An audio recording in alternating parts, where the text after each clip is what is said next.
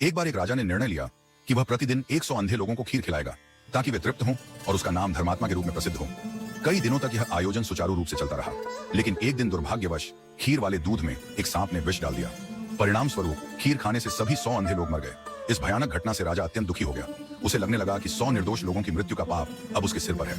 पाप से मुक्ति की तलाश में उसने अपना राज्य छोड़कर जंगल में जाकर तपस्या करने का निर्णय लिया। जंगल की ओर बढ़ते हुए राजा एक छोटे से गांव में पहुंचा।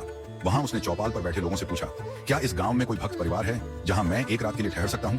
चौपाल पर बैठे लोगों ने बताया, यहाँ एक भाई बहन रहते हैं जो गहरे भक्ति भाव में लीन रहते हैं, आप उनके घर ठहर सकते हैं। राजा उस भाई बहन के घर गया और वे दोनों उसे बड़े आदर से अपने घर ले गए। अगली सुबह जब राजा उठा तो देखा कि लड़की ध्यान में लीन थी। सामान्यतः वह सूरज उगने से पहले ही ध्यान समाप्त कर लिया करती थी, लेकिन इस बार वह काफी देर तक ध्यान मग्न रही। जब लड़की ध्यान से उठी तो उसके भाई ने कहा, बहन आज तू इतनी देर तक ध्यान में क्यों रही?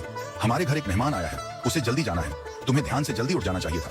लड़की ने जवाब दिया, भैया ऊपर धर्मराज एक उलझन में थे, उन्हें एक कठिन फैसला लेना था, इसलिए मैं देर तक ध्यान में रुकी रही ताकि वह निर्णय सुन सकूं।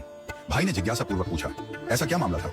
लड़की ने बताया, फला राज्य का राजा 100 अंधे लोगों को खीर खिलाता था, लेकिन एक दिन खीर जहरीली हो गई और वे सभी मर गए। धर्मराज उलझन में थे कि इस पाप का दोष किसे दिया जाए, राजा को, सांप को या रसोइये को जिसने दूध को खुला छोड़ दिया।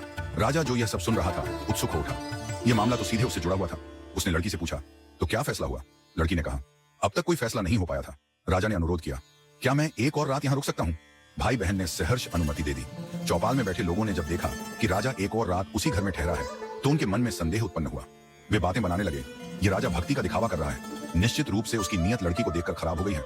अब वह लड़की के साथ भाग जाएगा या फिर यहीं ठहरा रहेगा। अगली सुबह लड़की फिर से ध्यान में बैठी और इस बार समय पर उठ गई।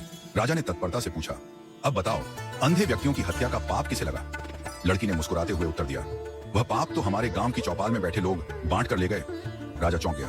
लड़की ने समझाया, जो लोग दूसरों की निंदा करते हैं वे अनजाने में ही उनके पाप अपने सिर पर ले लेते हैं। निंदक दूसरों के दोषों को ढोते रहते हैं और उनके फल भी भोगते हैं, इसलिए हमें निंदा से बचना चाहिए। राजा को उस दिन एक गहरी सीख मिली। उसने समझा कि असली भक्ति दूसरों की निंदा छोड़कर अपने कर्मों को सुधारने में है। उसने अपने राज्य लौटकर अपने कर्मों का प्रायश्चित करने का निश्चय किया। इस कहानी से हमें यह शिक्षा मिलती है कि हमें दूसरों की निंदा से बचना चाहिए, क्योंकि निंदा करने से हम अनजाने में उनके पाप अपने सिर पर ले लेते हैं। हर किसी को अपने कर्मों पर ध्यान देना चाहिए और सदैव भक्ति और परोपकार के मार्ग पर चलना चाहिए।